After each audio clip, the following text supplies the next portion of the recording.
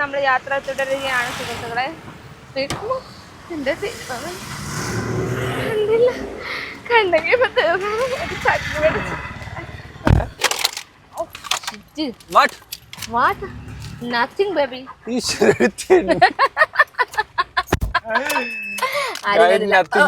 എന്തൊരു സാധനം എറിഞ്ഞു.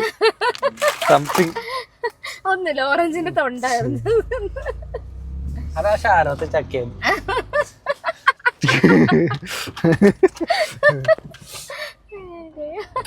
അപ്പൊ ചലോ ചലോ ഗുണ്ടൽപേട്ട്. പിന്നെ വേറെ കാര്യങ്ങളുണ്ട്. നമ്മളെപ്പോ ഗോവയിലെത്തും? പറയൂ, നീ പറയൂ. നീ പറയൂ.